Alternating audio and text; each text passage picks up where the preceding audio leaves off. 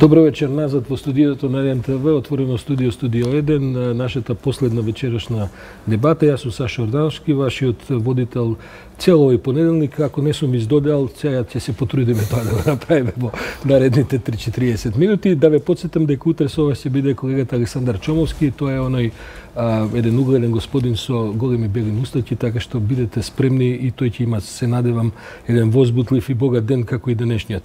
Вечерва последната дебата ја водам со двајца мои колеги, пријатели, долгогодишни со кои се знаеме, Оливера Трајковска, која инаку требаше да биде во ова студио пред некоја недела, ама беше болна од грип. Со Перо Гошев се договоравме тогаш. Оливера, добро вечер. Драго ми е што си тука. И Александар Поповски, кој што реши да пребега од таму кај што се наоѓа, да кратко престои во Скопје, бидејќи Александар е подолго време во Загреб, на релација Загреб-Љубљана, Александар. Љубљана, да. Подготвуваш представи, предпоставувам, и во Љубљана и во Загреб. Па си тука неколку дена и јас веднаш добив дојава дека си дојден и те приведов. Ти си првиот кој што дозна, да. Ацо, како изгледа Македонија од страна? Како изгледа од страна и како изгледа после неколку месеци која не си тука, а овдека се случувало се и се што, па се враќаш? Има една екипа во театрот во Гавела, кој што главно седи на шанки пие, и кој ќе го прашаш како си, а вика колку време имаш? Да. Зашто немаш ти време за тоа да ти кажам вика како сум? Така да колку време имаме? Имаме доволно време за да се објасниме. Да. Па види, не сум сега јас некој кој што би требал да, така да кажам, не сум толку многу одсетен од тука да не знам ништо ни како што се случува и како се случува. Македонија си е како ја оставив, така ја најдов. Така да не. Има промени, пратам колку што можам, додека сум надвор, пратам колку што можам што се случува се. Не можам се разбира се да на се да внимавам. Оливера, дозволи, бидејќи Ацо беше овој ние, како се ка, гостин редок кој што да вратува, затоа почнав со него. Оливера, со тебе ќе почнам со едно директно in media res, едно прашање кој што ја преокупира јавноста од вчера, ако не се лажам, или од завчера за тие кои што ја дознали. Писмото на господинот Мијалков до господинот Мицкоски. Како ти се чини тебе тоа писмо? Може да ми се чини дека го напишал Сашо Ордановски. Да. Би звучи ова како... Ќе го прокоментираме тоа во текот на вечерта. Затоа што Сашо Ордановски е првиот новинар условно од другата страна, кој што во своја колумна го ослови со господинот Мијалков. Така ли беше? Јас сум првиот, да, првата желба беше да се јавам приватно на телефон и да речам аман. Добро. Која е ова брзина, кога стигна потврдите од проопозицијските медиуми кои утврдиле дека Сашо Ордановски е авторот на писмото. За оние гледачи кои што не знаат, бидејќи претпоставам дека има публика која не е на интернет и така натаму, вчера да кажам, водечките медиуми на опозицијата, особено порталите на интернет, излегува со една теорија дека јас сум авторот на писмото на господинот Мијалков, дека тој само го потпишал. Што е една прилично навредлива теза за господинот Мијалков и мислам дека таа нема да им дојде добро која ќе се прават пресметките. Па затоа што изгледа дека на некој начин сака да кажат он е толку глуп што не е во состојба едно писмо да напише со Христијан Мицкоски, ако ја исправно го сваќам тоа. И дека валда му треба некој друг што ќе му опишува писмото. Дека не се далеку од диагнозата. Ама тоа секако не говори добро за... Слушавме разговори во кои заклучивме дека додека се смеа за трет дека не може да каже две реченици, речениците кои дотичниот господин ги кажуваше не може да се препознаат во волку долгото писмо, дека не си авторот на писмото. Предпоставам дека за разлика од нас немаш на располагање повеќе од 24 часа, а тие се во овој период исполнети со безброј други обврски. Не сега го пишувам на Мицкоски одговора, така што побрзо за да имам работа. Не знам, поважно ми е за дебатата твојот коментар во денешната колумна кој му е посветен на Мицковски, дека од сите страни стигнуваат потврди дека тој лаже.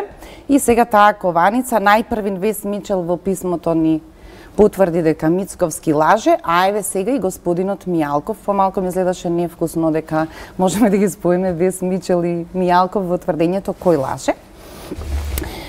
Има интересни детали и индискреции во тоа писмо. Предпоставувам дека таа нивна полемика, ако спречат да стигне до малку по-брутална ситуација ќе биде интересна да се наблюдува, но за мене сепак нерелевантна за политичкиот развој на настаните. Ми се чини дека начинот на кој што ВМРО беше досега конзервиран, сега не тера толку многу време да посветуваме на тоа, леле, види сега што напишал овој, пази вечер Канчевска, Милевска настапува на телевизија.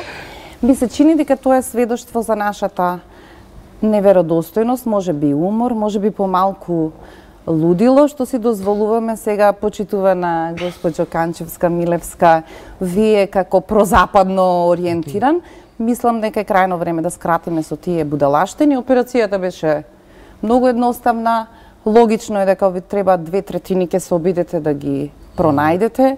Колку што е логично и во опишаните процедури во собранието, сакате да поднесете интерпелација за влада, па вие по дефиниција знаете дека немате мнозинство во парламентот, а го имате на располагање инструментот. Идејата е дека ќе лобирате, а еве така толкувајте го зборувањето на говорница, или ќе аргументирате и ќе се предомислат 4-5 од другите, владата ќе падне. Иста е таква и потрагата по 2/3. Ако не ги даваме сите овие други значења што сега и ги даваме, дај Боже ова да биде почетокот, кога ниедна влада нема да биде сигурна, ниту опозицијскиот формат во парламентот нема да биде сигурен кој со што располага во смисла на јасно дефинирани позиции. Не е надвор од контекстот на ова што го... Ако добро те разбирам, Огивера, ако ја фаќам таа финеса, ти го релативизираш сега тој судир во ВМРО. Ти мислиш дека се сите они исти, дека е ова веројатно на истата страна полемика, дека е тоа кавга во нивните редови, а е веројатно дека и помалце произведена вештачки. Или ја погрешно разбирам? Одбивам да навлегуваме во содржина на текст, проглас кој што е волку големо. Ти мислам дека таа култура која ние не ја познаваме, еве можам подобро да ти опишам, на мојата улица, на еден бетонски столб, беше насликан и долго строеше портретот на Мијалков и одозола пишуваше на браникот. На господинот Мијалков. Да, на браникот на татковината. Так. Јас излегов да го шетам куќето, вечерта откако го избрка, и неговиот портрет веќе го немаше на бетонскиот стол. Јас мислев куќето нешто направил. Сакам да кажам дека ние не го разбираме тој инстинкт на тој човек од моето мало, кој кога гледа дека Централниот комитет или Општинскиот го исклучува Мијалков, веднаш си го знае редот, тој си оди си го брише на бетонскиот столб. Затоа мислам дека овој дел на така наречена јавна полемика на која ние даваме до значење дека конечно ова е нешто што не сме го виделе во ВМРО, па тие јавно дебатираат, нема никаква врска. Тие примитивно во своите редови си разговараат и понатаму, брат, готово е со овој, и ми се чини дека можеби најдобриот коментар во оваа смисла го напише на Твитер нашиот пријател Рамадан Рамадани. Има еден шиптар во партијата и тој го избрка. Се разбира, тоа шиптар потекнува од прекарот кој што Мијалков со години го носи. Затоа мислам дека ние нема да сведочиме за драмата во ВМРО-ДПМН. Таа ќе се одвива по некакви нивни други инстинкти, други пораки што шетат, а ова треба да остави впечаток, всушност само да заклучиме дека е толку многу смрдливо и логично да е толку многу смрдливо, при што за разлика од вас останатите кои се уште сега другите ги прифаќате како добре дојдени на патот за Европа и сте фокусирани само на тој Мицко во Белата палата, мислам дека ни треба малку ум, воздржаност и коректност. Јас се уште го чувам во себе горчливиот вкус од екипата кога почна поединечното гласање во собрание. Владанка Вировиќ, за. Почувствував некој чуден воздух овде, но ќе треба да се учиме дека тоа таму е потрага по мнозинство и тие се бројчиња, определени со закон 61, 80.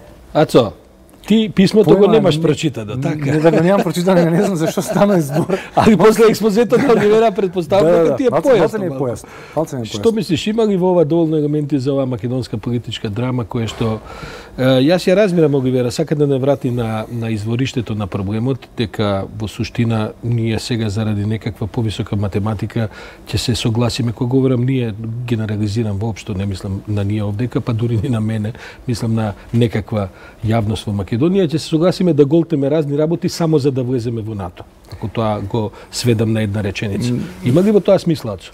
Па, види сега, јас навистина сам многу од овие работи са више не ги ни разбирам, не знам до кај стигнат. Еве, јас да ти поедноставам. Да.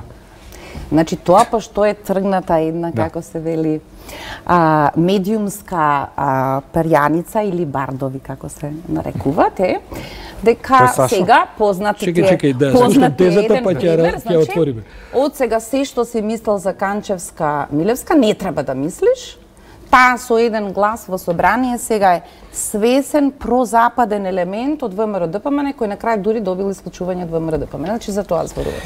Ја поедноставно сега гледам од своја професија, работи поделеност на дека беше од твојата професија, затоа ти ја споменувам. За таа Канчевска Милевска. Јас само мислам дека ние многу време трошиме на работи кои што во моментов ми се чини дека се ирелевантни за тоа што треба точно да направиме.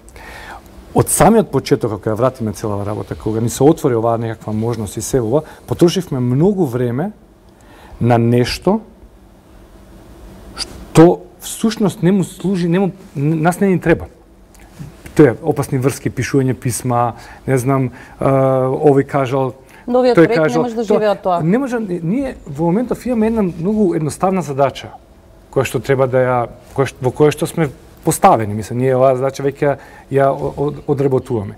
И ми се чини дека главниот фокус на сите нас треба да биде ставен на тоа како да тоа го направиме најдобро и од тоа да извлечеме најдобар бенефит за сите нас. Пошто суштинава е да живееме конечно добро. Овие ситни мали патчиња кои што нонстоп се појавуваат, толку го заморуваат и онака замореното тело на македонскиот човек, што мислам дека прашање е колку живи македонци ќе стигнат на целта. Толку многу има препреки кои што секојдневно мора да се одземање на силата, имаше една песна. Значи, такво чувство имам дека и не разбирам како... Тоа не е случајно? Не, знам, јасно ми е дека не е случајно. Јасно ми е дека тоа... Само мислев дека ќе има доволно некако повеќе ум отколку емоција. Јас знам дека не е едноставна задача. Откаде ти е таа таква една позиција да си можел да го мислиш? Јас борам така како што јас сакам да биде. Јас не кажам така како што ти живееш во некоја утопија, во некоја нема врска како што живеам. Јас зборувам така како што мислам, како што мислам дека треба да биде. Јас и претходно зборував исто. И да бев еден, ќе си верував во тоа што јас мислам. Немаш да верувам, не знам, 10 години душа ми искочи, ако слушав што кажуваше ВМРО ќе... Значи, мислам дека во овој момент ние целиот фокус треба да го посветиме на тоа како да ја завршиме добро работава. Да, Оливера седи на врвот на брдото Синај и морализира одозгора дека тоа како да ја завршиме работата е погрешно, бидејќи мудроста налага да не се мириме сега со тие што треба да ја завршат работата, да не правиме политички процеси кои сите ќе имаат. Утре ќе барам и демантот да ми го напишеш и мене. Јас можем и демантот и ставот ако сакаш, не само демантот. Јас мислам дека мирење не може да биде на нешто што дали ќе биде на гнила основа, тоа е прашање. Опасно е да ние од ова мора да излеземе чисти. И како Ацо да излеземе чисти? Дај баш ме интересира како тоа да го изведеме. Затоа што постои злосторство и постои казна. Значи казна мора да постои. И ако грло не болеше дека нема да има мир, дека нема да има правда, значи правда мора да има, да ти кажам што си мислам јас по дома. Значи правдата мора да биде задоволена и луѓето кои што сгрешиле мора да бидат казнети, бидејќи нема никаква логика да биде поинаку.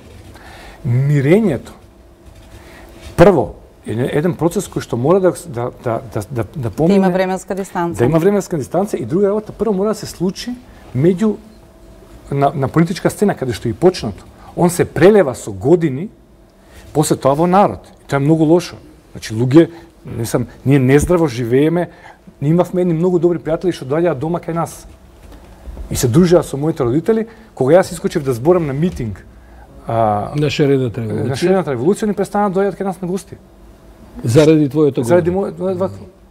А беа пријатели со моите. Мислам, тоа се страшни работи. Оливера, како ти изгледа тебе, бидејќи Ацо има право да го толкува тоа на овој еден, да кажам, ајде се Ацо поетски начин и така. Сакам да кажам само дека мислам дека казната мора да биде и правдата мора да се добие својата завршница, ама мислам дека процес на помирување и менување на јазикот у комуникација и да дефинирање на главната цел мора да постои. Можно ли е тоа да се изведе, Оливера? Јас мислам дека начинот на кој што зборува Ацо, луѓето инстинктивно подобро го разбираат од комплицираните, ние кога ќе почнеме да ги анализираме по дебати, па дали било согласно овие правила, па дали тоа ова значи, затоа што него го раководи моралната точка и погледот напред што треба да биде успехот. Јас не зборувам различно од него. Јас само велам на тој пат не смееме да станеме неверодостојни. Значи, ништо повеќе не треба да претеруваме со Канчевска Милевска, воздигајќи ga сега како таа дека направила. А која воздига? Чекайте се прво да се договориме какво е тоа воздигање. За какво воздигање правиме муабет?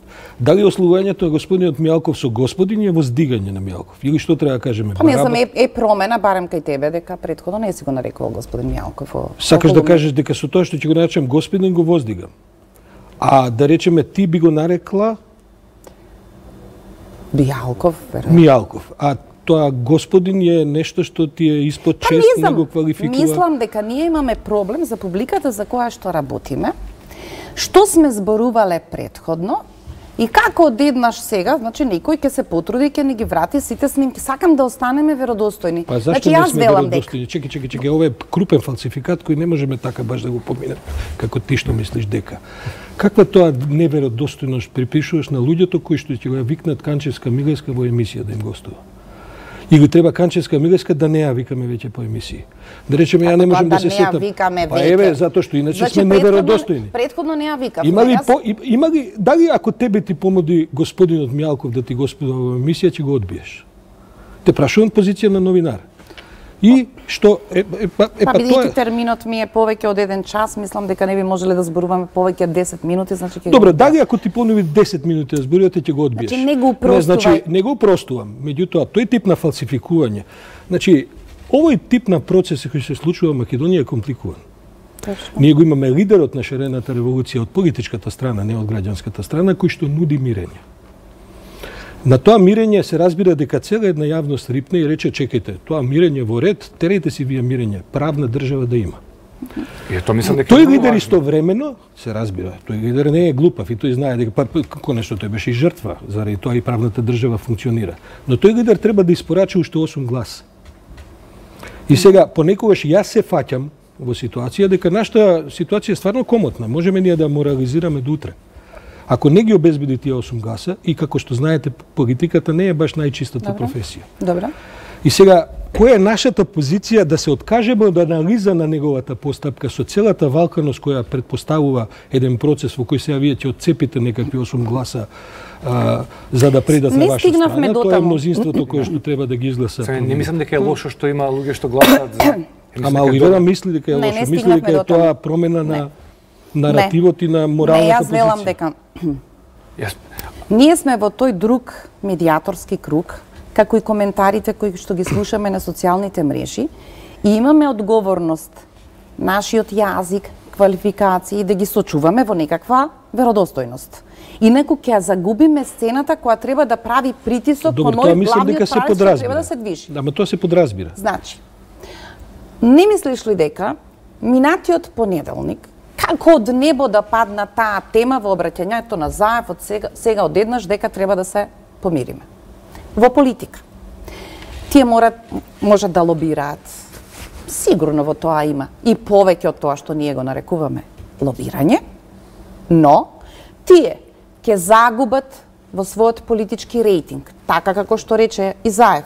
Подготвен сум за ова да платам и политичка цена. Се разбира, кога го движите политичкиот коридор, решенијата на крајот за да бидат веродостојни и да ги сочувате тие 8, секако ќе бидат повеќе од глупавата идеја да основиваме комисија, па да расправаме за помирувањето. Па ве молам, на овие преписки што сега ги гледаме од ВМРО ДПМН, со кого ќе се помируваат? Прво, ние треба да чекаме тие да се дотепаат меѓу себе, веројатно. Второ, издвојувам во целиот овој период. Во таа смисла скандалозни се и сведочењата во процесите. Единствените кои што имаат подобро чувство за тоа кога ќе кажеш помирување, што се претходните скали што треба да се изодат, единствено во прогласот на затворените од 27 има дека сме подготвени да се покаеме за делото, што е исклучително некаква важна морална позиција, ако веќе зборуваме за таков формат на помирување. Денеска го слуша вице-премиерот Бујар Османи, па тој вели дека во собранието сега комисијата ќе утврдувала, вице-премиер на владата во собранието што ќе се правило, ќе утврдувала да не имало тука залутани некои, колатерална штета што биле, ма имали подобро место од судот да утвари кои биле колатерална штета, кои биле организаторите, кои биле инспираторите. Значи, ве молам, пратениците кои ги видовме во оваа епизода, секако знаат кој е нарачателот. Може би тие ќе кажат. Значи, кога ќе тргнат кон тој пат, важно е соработувајќи во процесот на правдата, може би, тие да добијат преквалификација на делото, не некој да им ја вети, туку согласно тоа, ако успее да напредува обвинителот во своето обвинение да се движи кон организаторите, инспираторите на делото, се разбира, овие можат да бидат соработници на правдата. На крајот на краиштата, ако има колатерална штета, тоа треба да биде проблем за Вилма Русковска. Таа обвинува луѓе по член 313. Знаете ли што значи да ви падне предмет во кој запретената казна е 10 години затвор? Во овој процес се различни страни на искушение. И затоа мислам дека политиката со фрлена, глупава тема, на која ни они не знаат да и го фатат редот, ќе се помируваме ли, ќе си простуваме ли, што ќе правиме, губиме залудно време. А мислам дека 2/3 се важен ресурс за тоа што Ацо го зборува. Ацо, која е мерката меѓу злосторот и казната? Кој е времето што треба да се изгуби? Има ли време да се губи или нема време? Подразбира ли тоа процес или треба без процес да се прават работите? Не, види Сашо, ова да речеме за кој што ние зборуваме. Прво не знам дали помирувањето ја исклучува казната. Така е планирано? Значи една од тезите е дека до помирување ќе дојде од кога ќе заврши судскиот процес. Затоа што во кој што само ова што го кажува Оливера, во кој што само оние кои што ќе бидат прифатени од обвинителот да бидат соработници на правдата, можат да се надеваат на некакво во крајна смисла председателско помилување или некаква политички процес кој може да произведе некој вид друг на амнестија и така натаму. Но не нарачателите, инспираторите и организаторите. Кој има право тоа да му го стави на идниот председател во задачи? Па тој кој што ќе му даде поддршка биде избран како председател. И таа поддршка ќе биде транспарентно дадена. Разбирам, ама тој нема да дојде случаен човек за председател. Гајте, јас не викам дека тоа ќе се случи, но тоа ми се чини како дека им е планот. Ми се допаѓа идејата. Ако не е случаен како Ѓорги Иванов, тој не сме да прифати во тетратката веќе агенда од првиот ден што треба да правиш. Јас мислам дека е добро да постои помирување, бидејќи такво нешто ние мораме да искочиме од еден круг кој што произведува само црнило. Тоа да, ама дека мора да постои совршеница. Гледайте, ние зборуваме за 27-ми, кој што е стварно една грозна слика за оваа земја. Само ние забораваме дека ние имаме историја на насилство. Нашата историја на насилство почнува многу претходно. Денеска никој, да речеме, не зборува за еден од првите моменти каде што се раѓа 27 декември 2012. Така или порано кога се тепаат студентите на првата архибригада. Значи ние имаме случај ескалација. Кога што почнува нешто кој што денеска е заборавено. Студентите кои што беа истепани од големите христијани на плоштад е зачеток. Ачо, ако добро те разбирам, ти всушност велиш дека ако се помириме пред да затвориме таа приказна, нема никакво помирување биде. Туку ќе биде само ново скалило во една следна ескалација. Јас мислам дека се тоа два процеси кои што мора да додат независно. Значи, правдата мора да биде задоволна. Ние мораме да добиеме сатисфакција. Судска. Апсолутно. Ние мораме да добиеме и тогаш ако судот каже дека не се виновни, судот каже дека не се виновни. Ние мораме да еднашка врз основа на докази, се врз основа на докази ние еднашка мораме да кажеме ова е црно, ова е бело, ќе побудалат луѓето. Меѓутоа, од другата страна имаш политичка партија, голема, опозициона најголемата, која вели сите се овие жртви на хунтата на Заев, тоа се најдобрите патриоти кои што гнијат во занданите на овој режим. Тоа е речникот, ја не го измислувам. Чекајте, значи тоа е за овие кои што ти ги опишуваш како врвни насилници кои што одговараат по член тој и тој за тероризам, најголемата опозициона партија вели дека се тоа всушност хероите на не може да вели ништо како додека овие за кои сега вели дека се предавници до пред известно време тие беа во истото купче. Затоа велам дека судот мора како таа дихотомија да немаше да зборуваат, зошто да зборуваат? Ставете мораториум на зборување. Политичките партии мора да добијат мораториум, не може да зборат веќе. Они предолго зборуваат. На истата страна сме, меѓутоа исто време имаш процес во кој треба да испорачаш некакви резултати до јануари, февруари идната година. Ќе ги испорачаме се ќе испорачаме. Оливера се буни затоа што не се многу хигиенски. Нема врска какви се. Не, како што, трчајки да ги завршиме овие до јануари, опишани во договорот до 31 декември, ние забораваме дека можеме да се ги сплеткаме нозете, затоа што тие на начин на кој што сега се тргнати се во контрадикција со барањата кои ни стојат за јуни следната година, во кои прашањето за 27 е јасно запишано како треба да се заврши. Моето прашање е всушност. Со други збори Европската унија вели видите ова не може вака да помине. Ние да поминавме низ зиглени уши кај холанџаните и кај французите. И не сум сигурен дали уште сме поминати. Да не се зголеми бројот на земјите во кои викаат сега пеналите за ова одработување, во која јас сум убедена дека темата на начинот на кој што е поставена, на која не можеме да фатиме глава и опашка за помирувањето, за мене пострашно покажува дека македонската влада, освен да весла една приказна, доскоро тоа беше договорот со Бугарија, па договорот со Грција сезонски, сега уставните промени, сега оваа магла со помирувањето, како да не може да се спастри, да земе воздух и да рече дајте сега поставете се сите во своите министерства, кои каде сме што правиме. Има ли календар во кој овие 2/3 во истиот овој период може да завршат други сериозни работи за кои ни треба 2/3? Се разбира, јас мислам дека таа влада ќе си ја плати таа цена на наредните избори. Ацо, прашањето е сакаш помирена или правна држава? Бидејќи очигледно дека двете некако тешко ќе ги изведат. Знаеш зошто? Јас мислам дека ќе се изведат двете. Зошто се важни работи? Прво, ние не кажуваме на друга работа. Затоа викам, губиме време на погрешни агенди, ние имаме одселена држава. 95% од децата кои што учеа со мојата ќерка не живеат веќе во Македонија, од тоа оделение. Значи, ние нешто ќе направиме, нема да има луѓе внатре. Тие луѓе и тие деца си одат од тука заради две многу битни работи. Едната е што не знам и не сакам да функционирам у држава која што не е правна, бидејќи не знам што ќе ми се случи. Значи, децата не сакаат да седат ако не знаат дека ова е црно, ова е бело. Ова кога ќе поминеш овде ќе се случи ова. Значи, немање правила не сакаат. Затоа си одат. Второ е емотивно, а тоа е ова помилување загрозена каде што се јадеме помеѓу себе. Значи, помеѓу себе мора да престанеме да се гриземе. Да, ама се враќаме на првичната дилема. Двете работи... Овие од опозицијата велат, видите, не може и правна и помирена држава. Бирајте. Ако сакате правна, Сашо, ние не учествуваме во процесот. Да слушаме што зборат луѓето од опозицијата. Затоа што се тоа важен фактор. Кој важен фактор? За кој што застанале стотици илјади граѓани, кои што веројатно ги делат погрешиле во моментот, тоа е грешка. Добро, ако мислиш дека тоа ти ја олеснува позицијата да објасниш. Во моментов да кажам дека можеби неважно е сега што затоа кажам.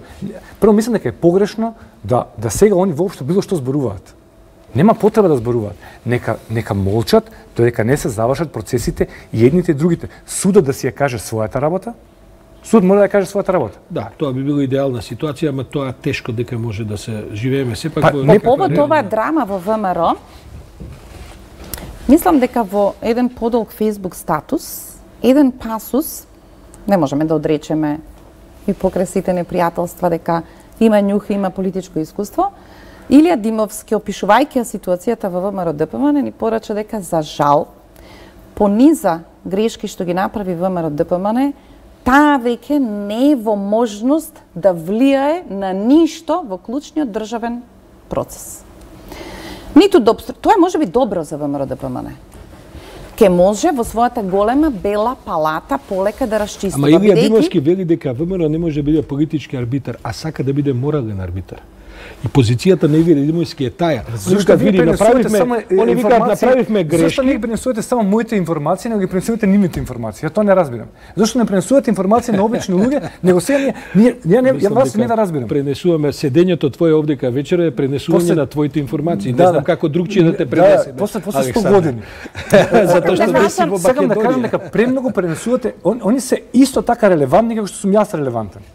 Мислиш дека е презагушен просторот со нивните ставови? Апсолутно. Може да си го прави. Ја не разбирам зашто е било релевантно дека тие мислат дека вака. Ама Ачо, ако го погледаш оној простор кој никој не го контролира, а тоа е Фејсбукот, тоа е социјалните медиуми, ќе видиш дека таму само тоа се зборува. Само кое? Само нивните ставови. Значи нема твои ставови, сега најгрубо кажувам твои нивни така натаму. Нема, зашто нема? Значи на Фејсбукот превладува таа не може да бидеш здрав човек и да висиш на Фејсбук. Сакаш да кажеш дека понудата ствара побарувачка. Ако нема понуда, дека тој што нема работа пише на Фејсбук. Па тој што си има друга работа си ја работи својата работа. Во земја со таква стапка на невработеност како Македонија не треба да се подцени како политички фактор. Јас мислам дека е исклучително важно за што зборува Александар. И сите овие сега фрази што ги случувавме, треба да се заменат со една, не да се помириме, не да се не знам што, како можеме малку да се смириме. Наместо да се помириме, да се смириме. Добро. Сите ние, трчајки по таа условно слобода што некако доаѓаше од ваму таму, толку анархично ја разбравме. И ние сме нервозни, нашите телефони се можно ли е заеб да ги аболират. Знаете како, затоа што сите години наназад ние живеевме 3 години, а да не се договорени заеб и груевски днес. Ние имаме генерално проблем, ние функционираме на инстинкти, функционираме дневно. Дури оваа карга во ВМРО ни се чини како заговор, како сценарио, дека всушност они не се скарани, него да ме само глумат мичкински. Смирувањето не поетски збор и беззначаен, и тој може да го донесе политиката, одбирајки вистински каталог на настаните на кои што ќе им се посвети. Има смисла ова двотретинско мнозинство или се пазаревте само за уставните амандмани? Има. Потврдете го. Ви чека во собрание закон за медиуми, ви чекаат еден куп, отворете го полето да почнеме да се препознаваме секој во своите интереси. Почнете да завршувате важната приказна за вас како оценка од ЕУ и за нас како живот. Граѓани. Точно, ја мислам дека таа приказна треба да се... Тоа кога ќе го смири јазикот, леле, толку ќе не биде смешно. Каде бил Саша Мијалков, што мислел Мицковски, каде го снимал видеото, ќе остане тоа за лудаци кои ги интересира да ги проследуваат настаните од Белата палата. Одземете им пар зборови, да речеме, да немаш да користи збор народ. Зошто они смеат да користат збор народ? Кај беше со народот? Па добро знам, ама како можеш да им забраниш да не го користат збор народ? Затоа што не може. Како е забрането на емисија сад да опцијам нешто? И некој како заев, затоа кажам, нека им се забрани, не може да се користат одредени зборови, не може. Ачо, ние како држава не успеавме дури ни ВМРО да го забраниме за партиска употреба. Значи, идејата да ВМРО не се употребува како акроним во партиски цели, ние не успеавме и нема ни да успееме, веројатно. И кога ќе видиш таа базична грешка, може би, направена пред 2-30 години, и тогаш имаше такви разговори. Таја сега ја влечеме, бидејќи сега само некои луѓе имаат право да се повикуваат на историските наследства и така натаму. Така што не сме без разна агенда кога би тргнале да забрануваме и да дозволуваме, и затоа веројатно не ни може да се пример, гледај колку сме ние завлечени во овие тајни ходници од Белата палата и како функционираме по принципот на писмата на Мартин Протугер за финална пресметка со непријателите. Сега тие што се веќе внатре во Белата палата, тоа е друга работа, но тоа е наративот.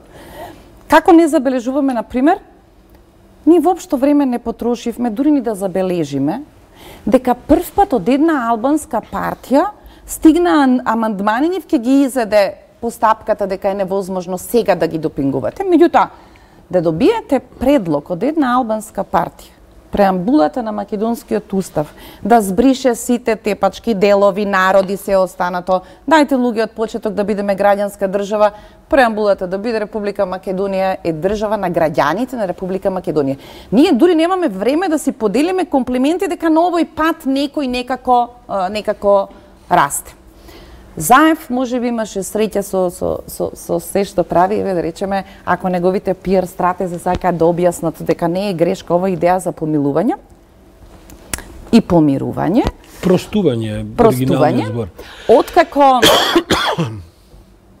врвот на демократите ги примија бомбите пораки, Хилари излезе со иста идеја за поделеноста на општеството и за потребата од помирување. Пред некој ден Макрон на ист начин зборуваше за две паралелни Европи, но помирувањето го лоцира на другата точка за која јас се обидов сега да зборувам. Европа не може да биде само послуга, дојди земи си тоа што ти треба, ма врати се после друштвото Орбан, Чешка, Полска, Словачка, ќе си тераат друга политика. И дека помирувањето мора да легне на некаков вредносен модел и норма. Сега сме на искушение. Не треба да ја компрометираме силата на тој медиаторски круг, граѓанство, не треба да ги разочараме затоа што чека уште многу работа, а како тие низ какво лобирање стигаат до парламентарни мнозинства, од сега натаму, после овој пробив, ќе треба да се научиме дека тоа можеби ќе биде работа за скоро секој закон. И имаш овој протестира, ова сака, овој мата. Тоа е нивната работа. Постојано да се трудат да постигнат компромис. Да, кој е за почеток, ние го нарекуваме пазар, зашто до вчера било невозможно. Александар, има ли елементи за драма во оваа наша ситуација и таа дали би се гледала, може би се поставила, ама дали би се гледала? Дали би се гледала. Нешто, тоа ми е секогаш многу тешко прашање кој ќе ми постават која политиката ја поврзуваат, парламентот имаше театар, каква драма, кој жанр би се работело. Јас пак ќе кажам, мислам дека овде има елементи за хепи енд. Јас гледам многу позитивни работи кои што може да се случат. Само мислам дека процесите треба паметно да се водат до крај и да бидеме смирени. Значи малку да ја спуштиме топката, да бидеме смирени бидејќи и да бидеме фокусирани на се она добро кое што од ова може да излезе. Тоа ми се чини дека е клучно. On this high note, што би рекле англосаксонците, со оваа добра порака за вечера. Ви благодарам, Оливера. Александар, фала на гостувањето. Вас, ми почитувани гледачи, ви посакувам да бидете смирени вечерва, затоа може би треба да ги престанете да ги гледате сите информативни емисии кои од тука натаму следуваат, да сепак останете со програмата. Уредниците ќе наречат дека си работиме против самите себе си. Да, си во нога. Останете со 1TV. Јас сум Сашо Ордановски. Денешниот понеделнички ден го привршуваме. Следува дневникот на последните вести информативни на 1TV, а утре со вас ќе биде колегата Александар Чововски. Благодарам и пријатна вечер. Иначе добив послушалица, добив дозвола да продолжам емисијата.